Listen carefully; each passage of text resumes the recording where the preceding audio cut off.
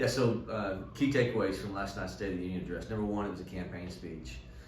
Number two, our president is blind to the real problems in our country. And he's also blind to the Constitution. He is continually trying to buy votes. He's continually trying to advocate for more spending in a nation that's headed towards financial depression era type collapse, because we are living beyond our means. And yet he continues to promise more.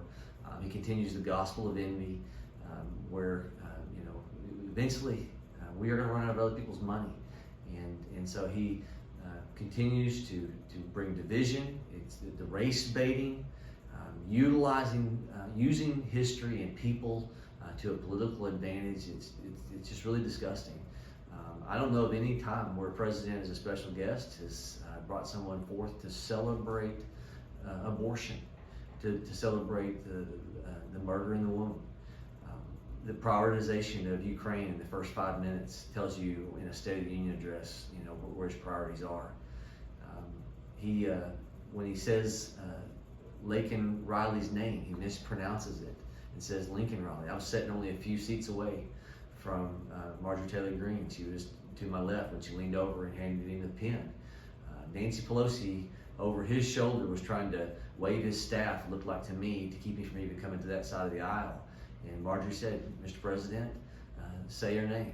And he took the pen, he wouldn't say it in the aisle, and then he went to the podium, and then Marjorie said something. He had brought up the border, and then he says Lincoln Riley. And the contention that he needs anything other than a change of executive order, do something on the border, is just false.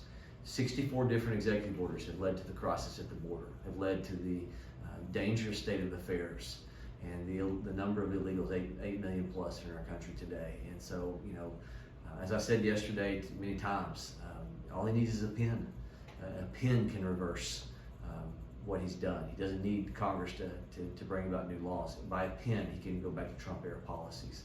And by a pen, he can reverse the increase in spending and the executive orders of student loan bailouts. And last night, saying for first-time home buyers, he's going to take money from others to give them money for first-time home buying. Look, it's not constitutional. And call it for what it is. The American people have to understand that what he is doing is free candy politics. It's free candy politics. And if we don't start buying vegetables as a nation, we're not going to have a country left. And we need a leader. We don't need someone who's a politician in chief.